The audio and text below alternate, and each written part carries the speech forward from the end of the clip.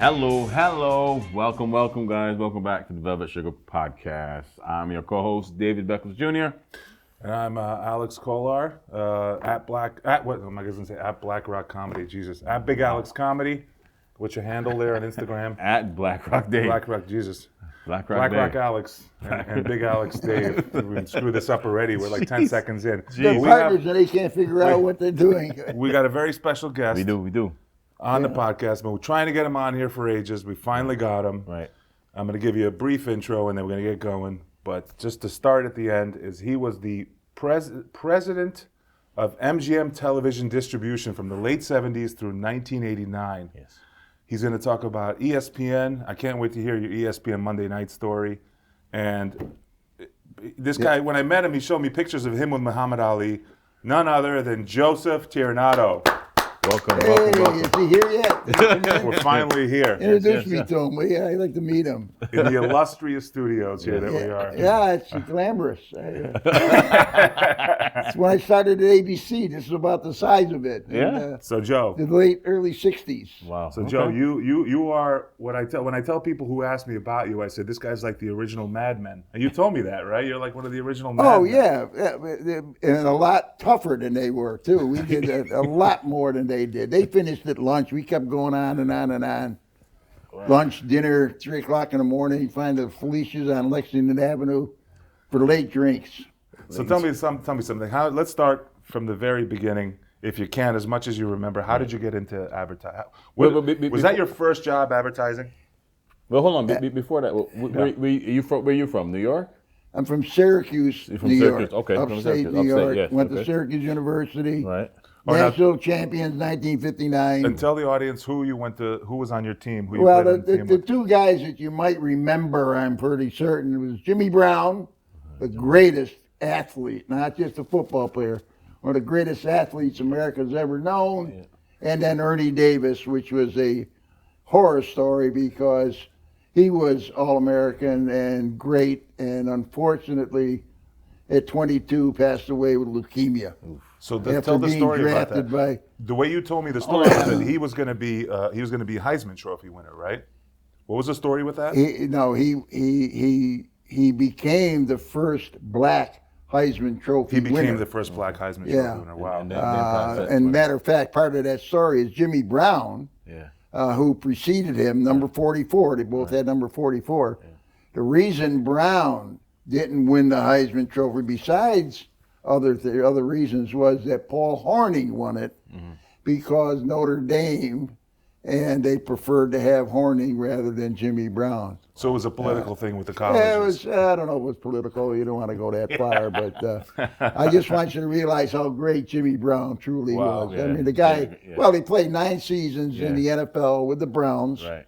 8 out of the 9 seasons, he won the rushing title. Yeah. The only reason he didn't win it in the 9th year was because Jimmy Taylor with the Packers, that was their biggest year. Yeah. So Taylor outdid him. Otherwise, Jimmy would have won the title 9 years in a row. He retired after 9 years. And talking about Ali, he along with Bill Russell, defended Ali when he went through that whole court thing about the Army. Yeah. Listen, you definitely don't got dementia for 87 years old. What dementia? What are you talking about? Who are we? What are we doing here? A couple of minutes, he's just going to get confused. Joe Biden the shit out of this place and start walking around confused. Where am I? You were talking about how did you get into advertising? Yes. How did you get into advertising? That kind of was luck. Getting into advertising, honestly, was kind of lucky in a way. And I'll try to simplify it. I had always intended to be a lawyer. I took pre-law at Syracuse University. Ooh. And then I spent 1 year law school in New York at New York Law School, not NYU, but New York Law School. Okay. And I decided, I wasn't sure if the law was for me. I had friends of mine that were in California. I went out there. I liked California in a way. I liked what I saw there. I came back, and then I was told after all that education, you better find a job instead of hanging around the cities of Manhattan having a great time. So really, and I had a girlfriend who worked at an advertising agency, and she said to me, you know what, with all your baloney, you belong in advertising. That was it. And when did you go out to California? That was 1965, 66. L.A.? Oh, I'm sorry, before that. 60 to 62. L.A.? Yeah. I got to know, what was that like in the 60s, California? Wild. Wild? Yeah. Just out of control, like what you see? In more ways than one. Yeah. Yeah. Drugs, cocaine, all that stuff. You the name it. Craziness, right? That was it. Yep. Ugly women everywhere, just walking around. Oh yeah, really ugly. Yeah, right. Yeah, they were. You don't want to see those in bed. Small No, they put a breasts. bag over their head. No blondes. Exactly. Just No, that was.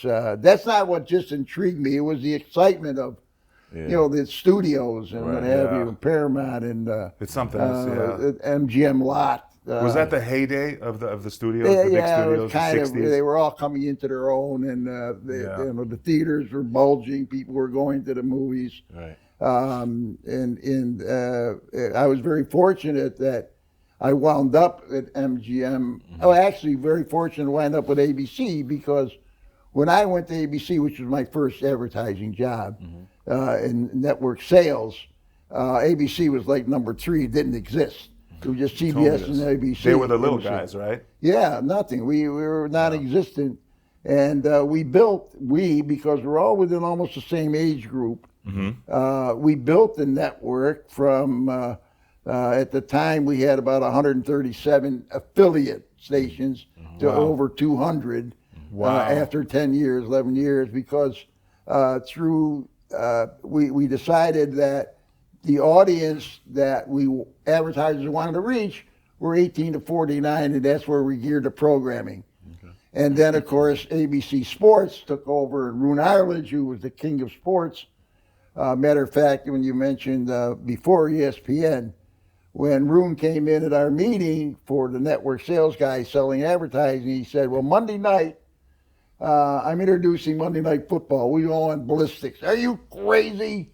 You're going to disrupt the network lineup? You were against it? Yeah.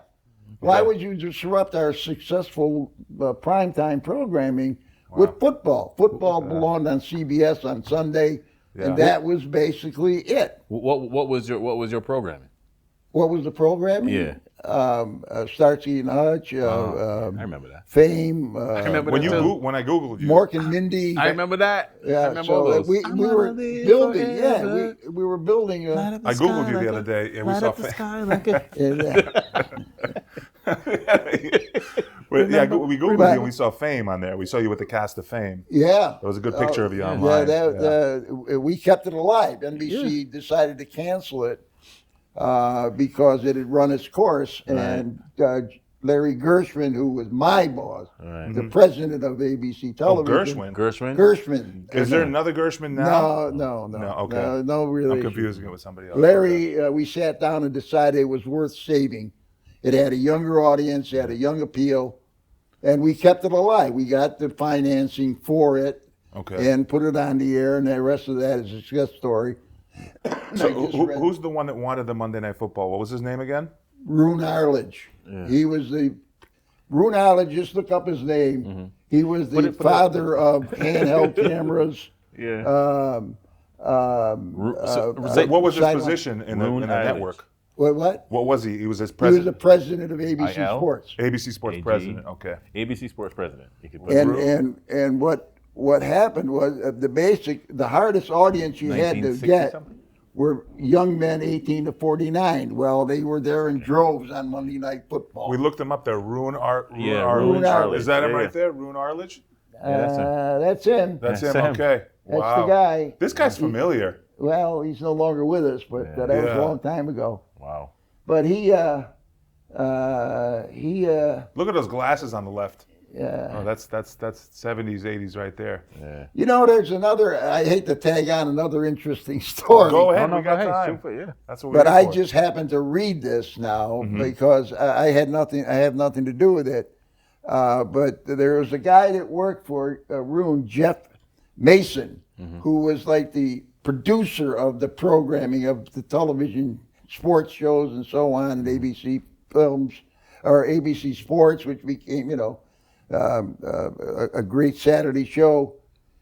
He is in Florida now. He's still alive. Okay. He's producing a program called September 5 about the Munich terror attack when they were going to kill the Munich Olympics. Munich Olympics. Oh yeah. And yeah. what I didn't realize that Jeff actually was in the production Is that him? booth. Is that him right there? Looks like it. I think so. Jeffrey yeah. Mason. Yeah. Jeff Mason. Jeff with the G. And Jeffrey with the G. what I'm giving him a free plug, I guess, because the movie comes out in December. Yeah. But it's from his point of view, and one of the things he pointed out that when the Germans invaded the rooms, they got him. They were going to shoot him, and the reason they wanted him out of there is because his cameras were shooting the roof where the German snipers were, who wanted to shoot anybody coming in to try and help him. And from his vantage point inside, he tells the story now for the first time of what actually happened from his point of view. Okay. And he happens to mention another guy that was one of the best journalists, Peter Jennings, who dressed. Oh, yeah. Peter, I didn't realize this myself, and I was part of it. Not part of that, but that Peter Jennings dressed as an athlete with a name thing and snuck into a place to get a first-hand reporting of what was happening. Wow. And we all remember Jim McKay, whose final words were, and it's been repeated 1,000 times, they're all gone, when they all got blown up in the plane, in the helicopter. And his only words were, and they're all gone. And the reason it's on my mind, because I just read about Jeff about a week ago. So what year did that actually happen? What year was that? 1972. 72. Yeah, Munich. Munich 72, Olympics, German, the Olympics in Munich. Not your people this time. No, not the Germans. No. Anyway, that's a side thought for... but that's how I started. I started at ABC, and probably the lowest job you could possibly have. And the day I walked in that office was the day I knew that that's what I wanted for the rest of my life, that career. So I spent the next 40 years in broadcasting in some fashion. Network television at ABC, then ABC Films. I was with Paramount Pictures, always in marketing and sales and distribution, and then United Artists. And then eventually I wound up with MGM, and as executive vice president of sales, and promoted to president of worldwide television distribution. Wow. And ironically, which connects with you in a way, ironically, MGM, we went and bought United Artists, which had all the James Bond pictures and all the Rocky movies. I told you dementia. So, he's losing it. This guy doesn't know what he's talking about. None of this makes any sense. Okay. You know, Yeah. we'll piece it together later. How the hell do you remember this? I watched so many Rocky movies because that's what he shows when he's doing his MRIs. How many times can I watch Creed and Rocky 1, Rocky 2, Rocky 10? Switch it up, bro. I'm gonna inject your blood into me, and hopefully I get some of this memory for the rest of my life. Switch it Something. up. Bond, James Bond. You know, sometimes I think about this to go, to a personal level. I'm dealing with a number of health issues that are serious, and that's why I welcome this opportunity to really sit and with great people, That's even though pleasure. you're 3 times my size. You're about the size of the guys I played football against. I'm actually sitting That's on why the floor. you got That's the the hell joke. knocked. I'm sitting on the floor right now. If I stood up and sit on a chair, I would look 19 feet tall. Oh, So, God. No, it's an honor to have you here. I always incorrectly when someone says, "Boy, you have all those memories and all those things that you did," in a way, when you get to a certain age, they become a hindrance in a way because you think about them, and even though you dwell on them, that they were probably the best times of my life. yeah.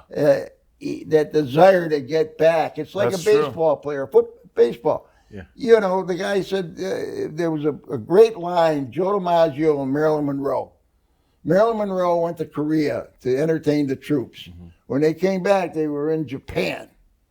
And they're getting off the plane. And all these people are screaming about Marilyn, Marilyn, Marilyn. And she turned to Joe. I got to know Joe I'll think of his name. She said to Joe, I don't imagine you can appreciate what all of this adulation type of thing is going on. He goes, yes, I do. He's a He Yankee. told you this? No, it Oh. was no, he didn't tell me. But you met him. You met Joe. Yeah, at Toots Shores. Yeah, he yeah. used to hang around at Toots Shores, the restaurant on 54th Street that we all went to, and everybody So knew. let's keep going, and let's get back to what you're saying. So you started with the studios, and you quickly went to where you ended up. So you started with the studios. What year was it? Roughly 50s, 60s? 60. 60. 60s. The 60s. First job. When did you start really like moving up? Like when did you become?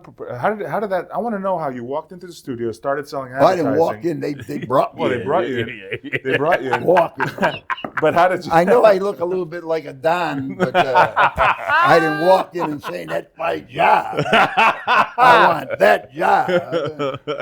No, it was. How long did you do it until they noticed you and That's started right. I promoting you? worked. You know? Well, if you'd give me a chance to ahead. answer. Yeah, give him a I want to chance. hear.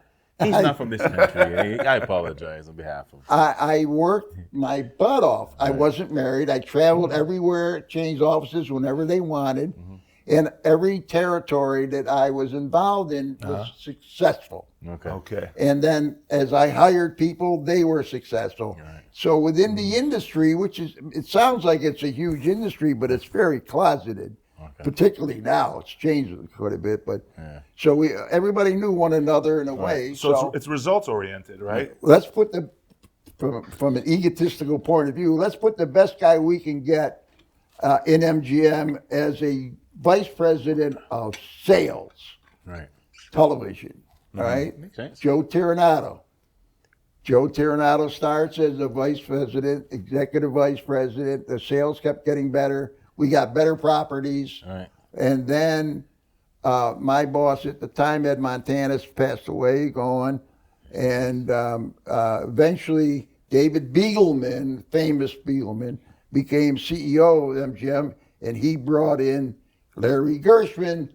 And Gershman says, I want Tirinato as the president. This guy deserves what he's accomplished. And Larry appointed me as president of Worldwide Television Distribution. And how long were you in advertising when that happened? When you got I appointed? was 60, 10, 70, 30 years. It's a 30-year journey. 30 years. Yeah, I wasn't even 50 when I was only in my 40s when they named me president.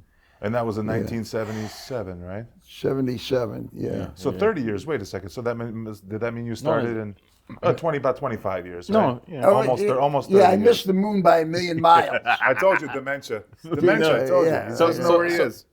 No, Yeah. that You is missed the awesome. moon? You mean you missed it by a million miles? Jesus, how come you didn't hit it? About 100 million miles, but I got a million. So- Anyway, it was the industry itself. Right. It was, for young people, it was a great place. And if you were good and you worked hard at it and all that other stuff with it, you eventually got the fruits of your labor. And it was very rewarding for me. Yeah. And I still stayed in New York City, but I traveled to Los Angeles a lot. Yeah. And the MGM building, which was the Irving Thalberg, Thalberg made MGM famous in the days of Louis B. Mayer. His building, that's where our offices were, and the studio was right here, so you saw all the stars. Okay. That's how I met Stallone. I had the picture of me and Sly, which was pretty interesting. He was just interviewed. He campaigned for Trump. Yeah. He was just being interviewed with Hannity. And you know what people don't realize? The guy is a sweetheart. He really is a good guy. You don't realize he's been married to the same woman for 36 years. Yeah. That's rare in Hollywood. He's like, what, And 75, for him, right? for everybody talking about Sly, he was always running around, all these broads and He's been everything. with the same, yeah. 3 beautiful daughters. Anyway, Yeah. he doesn't write to me every day, but All right, so right now we're talking about who you met. You told me you met, because I was such a big Looney Tunes fan, you met Mel Blanc, right? Oh yeah. Yeah. He had all the Which voices. is crazy. to me. Yeah, that was one of the I mean, this is the guy who voiced Bugs Bunny and everybody in Looney Tunes. all of them. Elmer Fudd, Daffy Duck. I hated Bugs Bunny. Yeah. You hated Bugs Bunny? Oh, he was Bugs a Bunny miserable. irritated a lot he of was people. Yeah. Yeah. Thank you very much, Yeah. Alex. You realize Yeah. that? So how could you hate Bugs? Yeah. And he would pick on Daffy all the time. So did Elmer. He picked on Elmer Fudd. Yep. And Elmer Fudd would try and shoot Daffy because Bugs would dress him up like a duck. You know, and he was a duck, but he didn't look like a duck. But you know what? Those were memories because you watch those cartoons, kids, and I laugh. Especially like Tom and Jerry. Yeah. I laughed till I cried. Tom and Tears. Jerry, the other one. Tears. I showed it to my kids today, my modern Westchester young kids, this new generation, and they fell in love with Looney Tunes. Kids love it. It's funny. I mean, it wouldn't pass today. They wouldn't put it on TV. It was too violent now. But it's hilarious. They love it. They get it. I used to laugh at Tom and Jerry till I couldn't breathe. Yeah. But there were no pausing and everything, so you can pause. I just would laugh and catch back, catch where it was, because I'd literally be in tears laughing at Tom and Jerry. You know what I mean? Oh, it was great stuff. That was great stuff. And so you did that, and then you became MGM president, of the distribution in '77, and that lasted to '89. And I remember you told me you've seen some wild parties and some crazy stuff in the Mad. This is I've never seen the show Mad Men, so I didn't do my homework for this interview. Have you seen Mad Men? Have you seen the show? You nerve you. What is it about? Advertising? What Yes, is it? advertising guys and how they lived. How they lived. And and all the sex crazy involved, lifestyle. and because it was rampant, there was no harassment. You could do whatever you want. Nice. Basically. If I can just go back into a time. Whoa, can we edit that? Nice. Kidding. I don't mean you get stripped naked in your office or something, but I mean everybody was. Yeah. It was, and the women understood it, and there wasn't a lot of the physical. It was just implied. Yeah, they didn't. You didn't slap. I don't know, whatever is happening today. Was there butt slapping going on? Was there butt slapping? Butt slapping? Ass slapping? Was it like that? Would you like that? Or? No. I'm just saying. Was it? Why would were these hot? Did you guys ever slap a secretary? She walked by in the butt. Why would you butt slapping? I could think of 1,000 different. No, I'm asking if you slapped the Thank secretary. you, David. I mean, he's funnier than the cartoons. Right. You got to put you on. You're on TV already. No wonder you just stand up. All right, listen. Maybe I can be your cohort. Can I get up there? Oh, man. Be the straight guys. I can be Dean Martin. You can be Jerry Lewis. Hey, those other two clowns. But listen, you told me a story that you walked into a party. All I remember, you told me the story over a year ago, so I don't recall it exactly. Oh, you well, said look, something who's got about dementia? a bowl. I know, I got dementia. A bowl of cocaine. And tell us like some of these. Give us like one of these crazy things. Anything ever shock you, or you just walked in and said, "All right, there's a bowl of cocaine"? That came about because we were. I think what I told you about basically, without going into a lot of detail, there was a thought. Somebody wanted to produce a show. Did America kill John Wayne? Okay. And the reason was because when he shot the Conquerors, they shot it in Utah where they did all the atomic explosions. Right. Oh. So evidently he got cancer from From the fallout. Yeah. What would it have? What went into taking a show from a concept to producing it back in those days? What it took? Yeah. It took a lot of perseverance. Yeah. It took a lot of coercion. Yeah. And talent.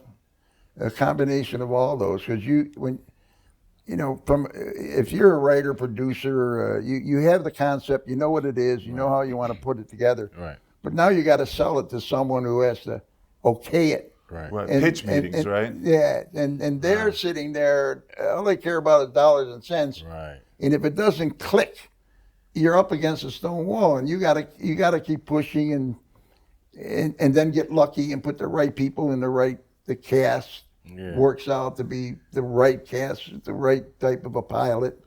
You shoot the pilot, and they you want to call them suits. Yeah. They decide. Yeah. Let's put it on the air and test it and see what happens, and then yeah. the rest is up to the audience. But it's not a perfect hold on, system. because Seinfeld, regarded as one of the great sitcoms, Sure. was flailing at first. But the executives that so I was told, I heard it somewhere on a podcast too, just a few days ago, that the execs, I think on NBC, that's where Seinfeld was. Yes. On NBC, Yeah. that they loved it and they kept pushing it and pushing it till it became, Right. what it If was. He also had a great following at stand-up too. Yeah. So Jerry. that all of that added to it, and he's a great salesperson. Okay. So it became almost a natural, and once it hit the air, Yeah. right casting, because that helps a lot. I mean, that helped him with that show. Alone, without that right kind of a cast, might not have been that successful. Might have still been successful, but Because today, right, still exists network, but now with the internet, especially social media, oh, that's a different. you can sneeze in a video. I got a little cousin that he danced on TikTok. 5 million views. Yeah. It's 5 a million, whole different and world. it is Something like, makes it just go, yeah. and it can go across the country, it can go across the world. I mean, I make videos that are seen in all different countries and people, which is, it's a phenomenon. It It, is. really is. Right. I mean, it's But I was taken going to say, over. it's not a perfect. I bet you these pitch meetings, they're not a perfect concept, because you hear of stories where, like, I heard a story of something that was like a huge show. Let's just say a huge show. I forgot which one it was, but they pitched it to like 4 networks. They all said this is going to be garbage. But the little network that took the show, then it became like some great show. That happens. It wasn't 18, right? It wasn't It's 18? Rocky. Rocky is a perfect example. Rock. So this is exactly. Nobody wanted it. He sat down. He was in the Lords of Flatbush, movie nobody ever saw. He was one of the young guys, but he had this concept. He was talking about it with Hannity too. Yeah. He had this idea about lifting up the little people, and there's always hope that you can always struggle and get ahead and do something if you work at it. And it rattled around in his brain, and he came up with the idea of Rocky, the boxer, who overcomes all of these negatives. Okay. When he came to Hollywood, nobody knew who the hell he was, and he had his script, and he was turned down by every major studio. 1 or 2 of them offered him $25,000 for the script. Wow. And he said he was willing to sell the script if he starred in it and he wrote it and blah blah blah. And they said, we just want the rights. Yeah. Excuse my language, No, but he you're wants fine. the You're rights. You're fine. We're grown. And he persevered. I will refuse to let anybody do this unless I do it. And United Artists, Arthur Krim was the president of United Artists. They took a flyer on him. Wow. They just lost a ton of money with Michael Cimino in the Heaven's Gate. Okay. So they were like, what? So they took a shot at it, and the rest is history. It really is. Yeah. He produced. He was the man behind Rocky. Yeah. He made it what it was, and the rest is a success story. Yeah, I mean, he has a career. And that's that spans, before Rambo and Yeah. before all those, Yeah. So I mean, I just watched him recently, season 2, King of Tulsa. isn't that a Tulsa? Yeah, King of Tulsa. That is really him. Yeah. That is, he's not really. I haven't seen it, but I heard it's a great That show. is a funny show. Yeah. And that's it's a perfect example. Which is what these shows do. They connect to you on some kind of emotional level that kind of suckers you in. Yeah. Right? And you're like, okay, I'm in love with the characters. Let's see what happens and blah, blah. It's good. I like it. And he says, that a lot of those characters, you can actually interject yourself into that situation. Yeah. Oh, yeah, that was me when they turned me down, or I'm glad I stuck to it. So there's that kind of an association as well. That's what we got. You got a couple of dads here that still pursuing comedy. I'll tell you, I hate to change the subject, but you mentioned Ali, and God love that guy, and the only reason I got to know him fairly as well, not well enough, but You didn't just meet him once; you got to know him. Knowing is maybe the wrong word, but Howard Cosell, who at the time, as you know, was Monday Night Football. You hated him, but you watched it. Yeah. Along with Gifford, who couldn't add 2 and 2. I shouldn't say. But no, they had a great. It was a great. You heard it here first. Frank was great. He was one of the best. Yeah. OJ was pretty good too, but OJ went another way. But with Ali, boy did he. when he was the nicest easiest going guy that you can imagine. Yeah. But you talk about stand up. He was a showman. Yeah. Yeah, he's I'm an so entertainer. pretty. Yeah. I'm so pretty. I loved his rhymes when he did the pre-fight with the reporters, and he would make up rhyme stories. You know? The gorilla in Manila. Yeah. You know, all that. And when he refused to Go to the war. go in the army, people deserted him. Yeah. But he never gave up. He didn't really badmouth the government, and then people like Jimmy Brown and Russell and the guy I just mentioned, the announcer, stuck by him for almost 3 or 4 years until the Supreme Court ruled in his favor. And the tragedy of that, and he never gave up. Yeah. The tragedy of all that, they took his title away, which they should not have done. Yeah. So he lost 3 years of all that money. Yeah. So, I mean, but talk about perseverance, and that's the kind of thing that you don't realize about someone unless you get to know them. Right. That he never gave up. He never blamed. He didn't blame anybody. Yeah. This is what happened, and this is what I got to do, and this is what I got to put up with. Yeah. And I think those types of movies and types of individuals come across when they do these pilots or these television shows. Yeah. So anyway, it's Who are some of the other stars of the day that you knew, that you met, or had a rapport with, that we would know? I used to meet a number of them in the commissary because of the studio was right there. Right. Carol O'Connor, I liked a lot. Yeah. Archie Bunker. I'm not familiar. Archie. Oh, That's Archie yeah. Bunker. What do you Oh, mean? yeah. Yeah. Wait. What? Give her the name again. Carol O'Connor. Was Archie Bunker? Meathead. Archie Bunker. Meathead. And what was Come the on, wife? What was the wife's name? Remember the wife's name? Yeah, I can't. Do you know that she was one of the greatest stage actresses Yes. that ever lived? Yes. I always Yes. forget her name though. Is it Jane something? Carol O'Connor.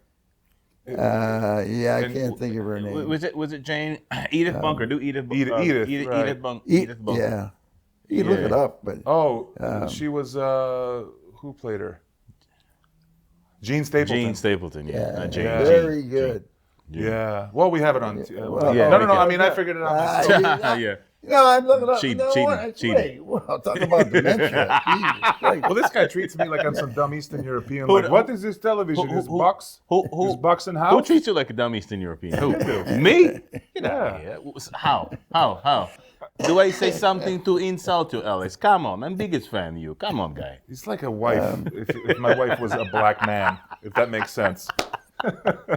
He treats me like, he never give me compliment. He said my hair messy. He said I don't like shirt. Buy another shirt. Oh my God. But yeah, no, she was an accomplished stage actor, and that character, those characters live on like forever. Yeah, I used to watch this when I was in my early teens. Because my dad would watch it, and you just watch whatever your parents watch. There was no, it's not appropriate. Well, and when she got uncomfortable, when he would kind of like borderline he was mean to her sometimes. Oh yeah. And I would watch it getting anxious and frustrated, like, this is sad. That's how good of an actress she, but it was TV. Yeah. But I got like really Norman like, Lear, oh, this poor lady. Norman Lear, if She tried played to the do part that, amazingly, yeah. Maud, I mean, those shows that he put on the air, you couldn't do today the way they were then. Yeah. But he's another that persevered. Norman, that's the way Norman was. Are there any shows? What did you? Some stuff about Norman did you have to ever say no to shows or programming that you guys wanted to put on and you turned it down? Will you regret it today or no? Yeah. Yeah. Yeah. And how does it? I don't want to get into No, that's fine. But it does happen. Oh yes. They have a screening room in the bottom floor of the Thalberg building, and you sit there.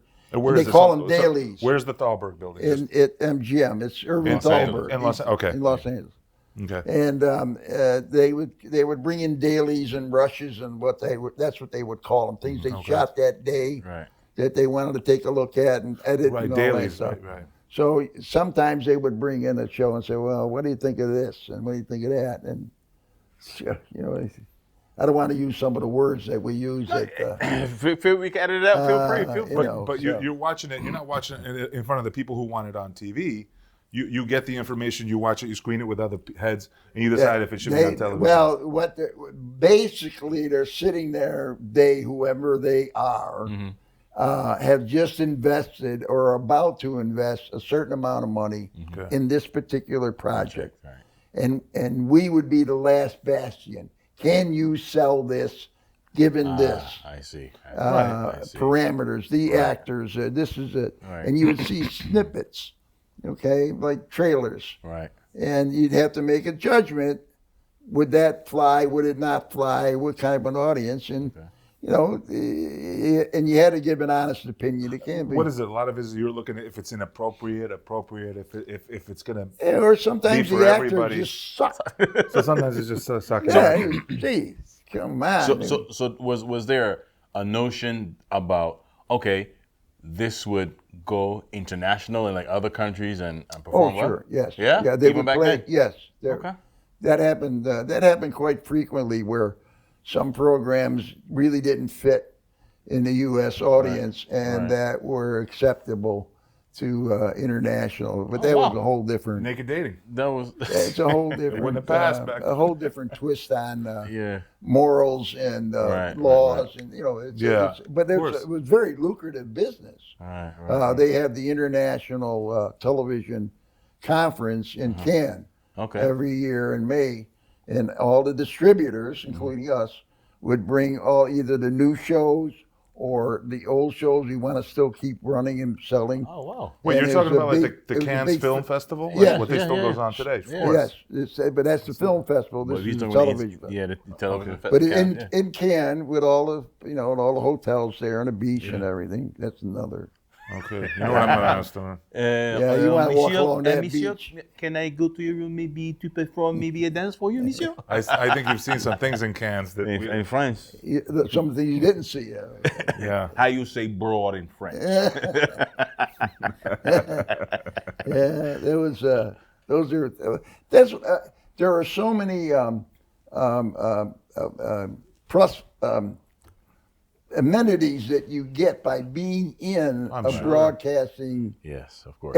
It doesn't make any difference. Right. Long as you're in the movie, the broadcasting, the audience, the people love to hear it. Yeah. They all want to be next to you, no matter who you are. You can be a star. That's a little different. Right. But I remember one of the things I did when I was younger. When I first went to work for Paramount, Paramount Pictures, boy, oh boy, coming from ABC for $2 a week, and I'm getting $4 a week. So they give you an air travel card, and it says Paramount Pictures on it. Right. So I could use that air travel card for Hertz and all that stuff. But normally we rented Hertz. Okay. So you go to the Hertz counter, and there are girls there, women, whatever you want to. You put down that card, and it says Paramount Pictures. You got it made. That's all. They didn't even want to know. I'm not even going to say anything. Even with my nose, I could score. You know what I'm saying? So that was it. That's all. Oh my God. Yeah, Paramount. Oh. Yeah, that's it. We're pictures. It's me right here.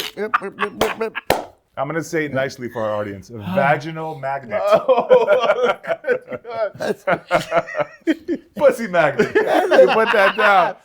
Listen, I seen a guy, I worked in a nightclub one time. I was a bouncer. And I seen a guy. No. Yeah, huge, giant guy. No. I seen a guy pull up with a Lamborghini. And you think, well, what could possibly happen? The girls are going to just come flocking to him. The Lamborghini pulls up, and just girls out of nowhere just strolling by.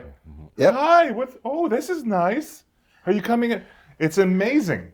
Yeah. It just came out of nowhere, out of the woodwork. Yeah. So I can imagine what you've seen. Did you ever travel to any interesting parts of the country other than the majors, like the cities like LA and New York and Paris and all this stuff? Did that business take you all over the world, or was it mostly LA and New York? Not all over the world. That was a little too, the expense in those days and the travel time was. We had representatives in Australia and like not New Zealand, mostly Australia, but my travels mostly were through Europe, what is London, Dublin, Paris, Germany, those Spain. West Germany. At the time, East Germany, West. Yeah, that's right. East Germany, West Germany. It was West Germany. That was when you were doing this. I was in the Soviet Union, in the Czechoslovakia, in the communist bloc. Really? I mean, I came here in '84. We defected. So you were doing that, and I was a little communist boy. I was 7 years old when you were president already for 7 years. I was already his size though already. Yeah, and so were the women, right? Yeah. For your age. Yeah. Hi, big boy. How big are you, big boy? Oh, I get it all the time. I'm sure you do. Yeah. Yeah. You're a lot like my little Paramount car. Yeah, no, but that's good. So Well, David's though. Yeah. He's up there. Yeah. So you were head of sales and in distribution, and you went to you had an international component to it. So did you foresee, because you had to do ESPN as well, right? Yeah. Well, ESPN came much later. Yeah. That was that when ABC. The guy's name was Rasmussen. Okay. In Bristol, Connecticut. Right. And he started this small little cable channel because they couldn't get all the networks, or they couldn't get regular CBS. So he started a small little company. Right. And it started to grow a little bit, and he had a pretty good audience. And then it caught the eye of ABC. Mm-hmm. I can't think of his name this minute.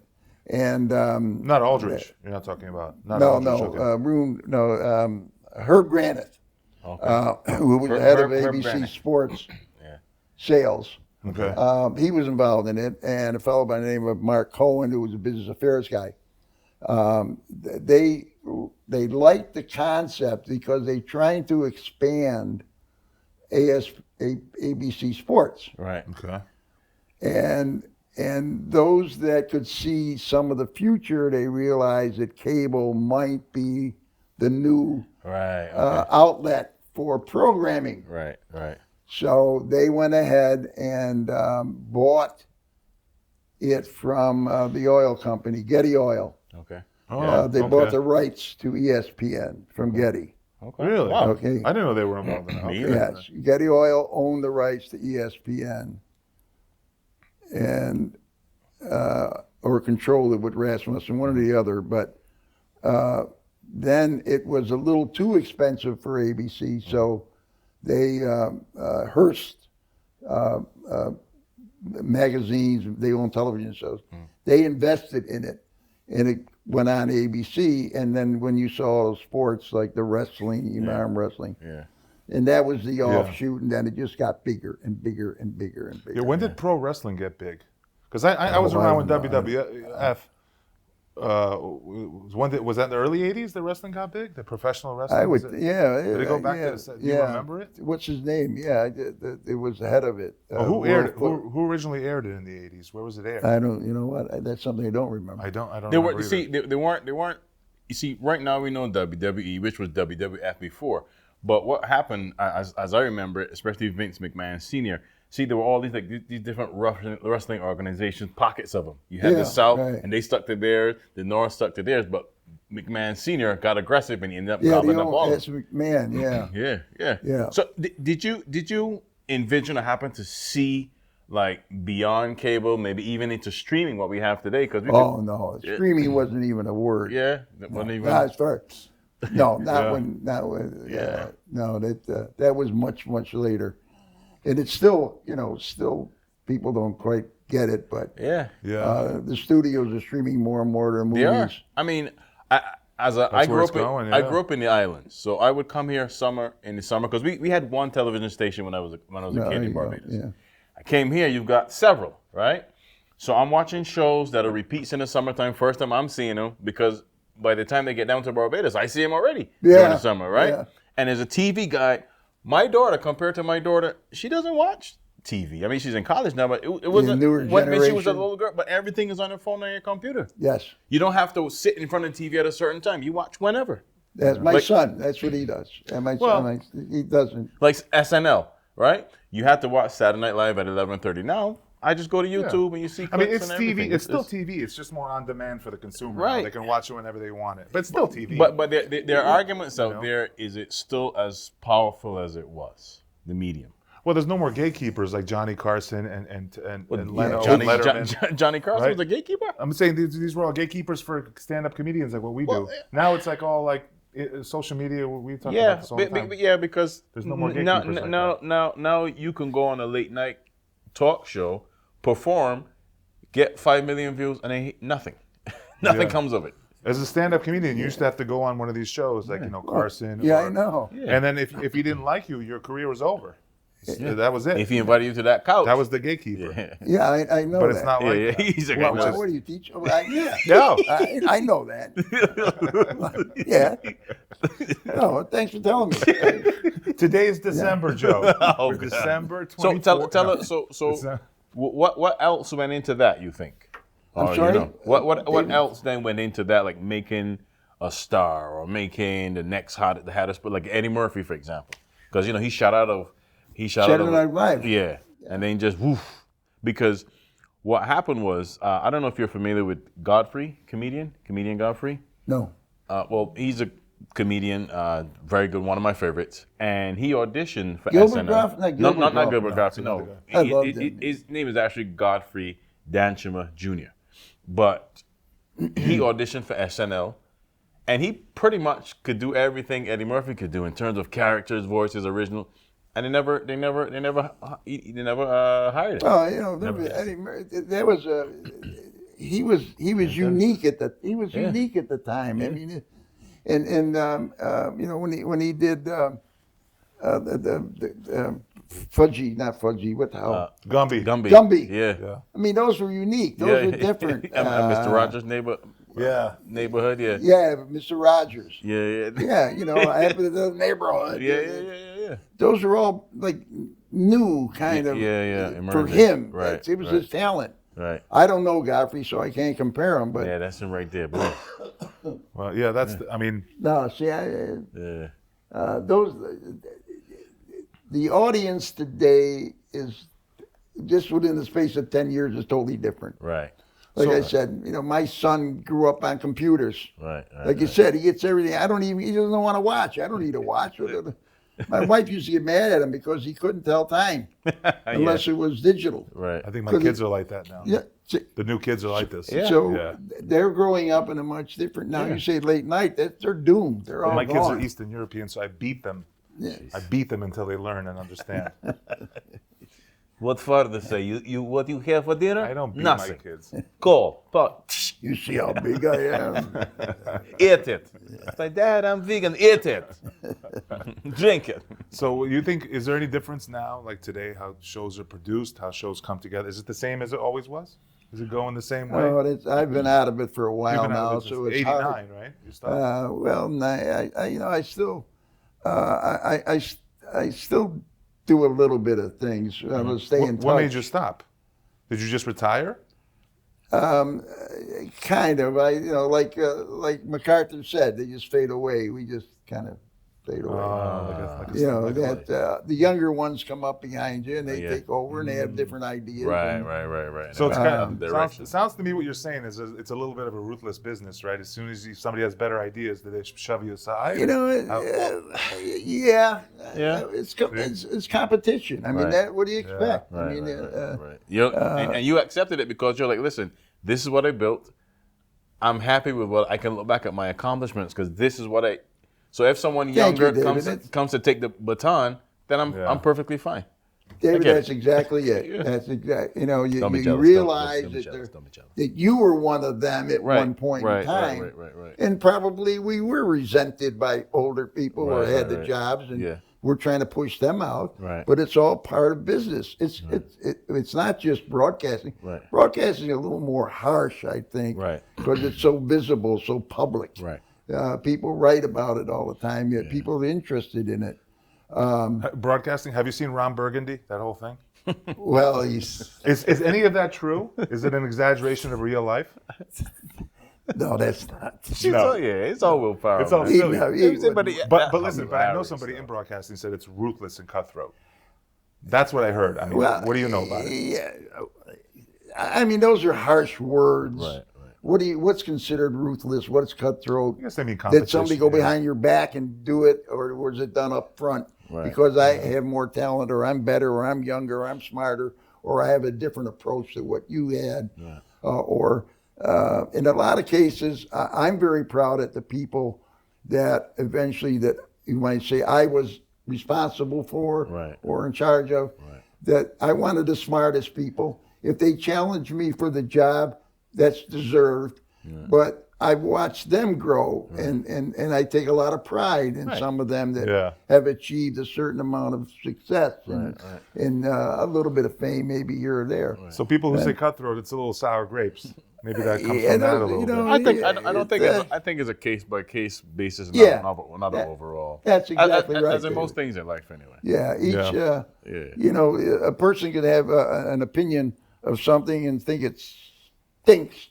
And the same, the person looking at the same thing says it's not that bad. Right. True. So who's right, who's wrong? You got to. I mean, we're comedians, so we know exactly that. Like sometimes he finds a particular comic or style hilarious, and I go, okay, and vice versa. If something I find hilarious, he goes, I don't get it.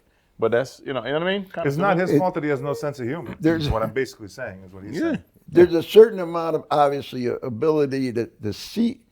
I'm always impressed by people who have these creative minds that are able to see something that they feel is worthwhile, that people would like or appreciate or accept. They could be wrong, but they can visualize it. Right. I've never had that type of. I can visualize how to market and sell something. You give me that package, and if I say, I think I can really move that, now I know how to do it.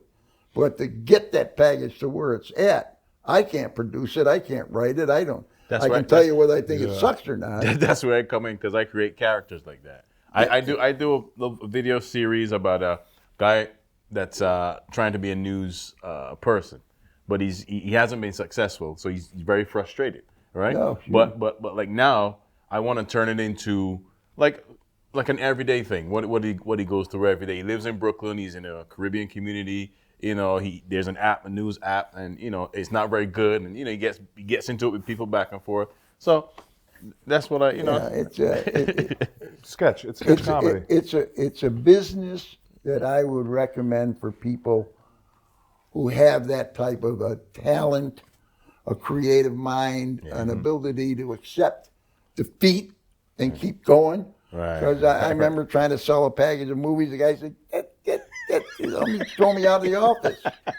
But next day, hey, was it the same package? Yeah, I got one more picture that way. Yeah. You persevere, and that's how they become. I think the idea of an Ali and a rock, not that they're exactly the same, but those types of people. They don't give up. Right. And most of those actors really they were that close to starving and became famous. Yeah, I've heard countless stories. I've heard stories about what was that? What was that show? It was Mike and Molly, the comedian. What's Mike this and guy? Molly? Mike and Molly. I don't know that. The big heavy guy. Yeah. You know all this stuff? You watch all this TV? Well, I don't know any of these references. Well, I know. I just some of the names. There are so many of them. And it was McCarthy is the Billy Gardell.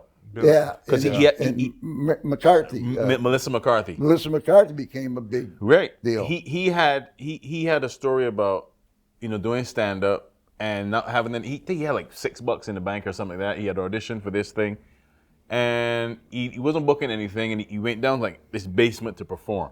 No signal, and he performed. And when he come out, he had this message that they casted him in this thing. And that's how he started to make money from that, And he was like, and other comics, because comics are it's a small community. Oh, sure. So everybody was very happy for him that he got a shot that he deserved because he was around a while doing it, and that's how it is. Oh, we got 4 minutes left. We've been doing 15 minutes. There's a lot of I was listening to Ed O'Neill. I used to love watching Married with Children. But Ed O'Neill, he moved from it was either Michigan or Indiana with like a knapsack on his shoulder, went into Manhattan and said, "I want to be an actor." That's insane. Yeah, most people don't do that. There's there's a lot of guts to that. I mean, that's. you know, they had. I understand that. I mean, I can appreciate what they've gone through because in their mind, that's what they want to do, and they're willing to forsake the normal jobs or whatever you want to call it, because that's what they want to do. Can I ask you, did you ever see them get emotional when they got big projects and they got picked for something big? Did you ever see a lot of emotion out of the actors? Like somebody finds out that you know, yeah, you're going to be in this sitcom now and your life's going to change. You don't have $12 in your checking account. Yeah. Have you seen some cool stuff like that? Or at least okayed it to say, hey, this is the guy. I think Williams. Robin Williams? Robin Williams. You, when Mork and Mindy? took off. you witnessed it? Well, it was on ABC, so he was witnessed it. Nano. We're all there. Yeah. Mark from the when we have the big conferences, he would be there. Is that what started his talent, or was he first in stand-up? No, he was stand-up. And then Mork and Mindy came after his stand-up career already was going? Yep. Okay. But that's when he became a name. Right. Sure. You know, like Murphy. I mean, he became a name from that. From that character, and then he went on to being as famous as he was. Yeah. We watched Mark. We Happy Days, The Fonz. What? Henry Winkler. Winkler. He's bigger now than he ever was. He was. You know, I'd watch him in the 80s. Hey. He thought he was the coolest thing. That's what I was surprised about Robin Williams committing suicide. But they did say he had some sort of illness or whatever it was. Because I mean, he was nuts. Well, nuts. I mean, he had that mind that never stopped. Right. He and Jonathan he was Winters. like full of you ever energy. see he and Jonathan Winters get together? Jonathan Winters was like he based his characters on Jonathan Winters' portrayal of people. Interesting. Okay. And if you never saw Jonathan Winters, you don't understand. We could YouTube. You could YouTube it and write it out. But the two of them together, you're like, they belong in an insane asylum. Yeah. But what they said was hilarious, bright, smart, quick. I mean, the minds that think like that. I saw Robin once do a shtick at the last minute with two guys that we just happened to be walking through the lot.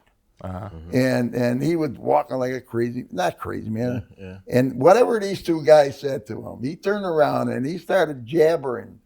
These two guys were on the floor. They were so goddamn laughing their ass off. We got seconds. We got like a minute left. That's it. Joe, this has been a pleasure, and thank you for taking time out of your Thank day you to come. for asking me. To I us. really appreciate it. Wow. We could go on. We could go on like a Joe Rogan interview, another 3 hours. Well, I want to leave one last thought. My career, I could not have asked for anything better. The people I met, the excitement I had, the meeting all those different people, was terrific, and it meant a lot to me and my family, and so on and so forth. So, and I'm glad that I had that opportunity. Awesome. And part of it was luck. It's a pleasure to meet you. One comment about Syracuse University. Yeah. Oh, show us. Syracuse SU. Show the hat. For all of those guys, 1959 national champions. Jimmy Brown. He wasn't, but it was Ernie Davis. That hat looks like it's literally from 1959. Yeah. Holy shit. It's got dementia. They have a dementia. It's smarter than I am dementia. already. You can leave it in if you want to. No, of course we leave it in. But thank you very much. It's been Thank great. you very much. Thank you, Joe. Hey, thank you. Guys, thank you. This has been episode 18 of the Velvet Sugar Podcast. Please tell a friend to tell a friend. Like us. Share it to folks. We're trying to bring you some fantastic podcasts, some interviews. Yep. So, email us and we'll answer your questions on Velvet the, Sugar on the Podcast next at show if you want. gmail.com. Yeah, we Let us know. I am David Beckles Jr. At BlackRock Dave. Alex Kolar at Big Alex Comedy. And thank you, Mr. Joe Joseph Tirinato, guest. Yes. Later. Thank you.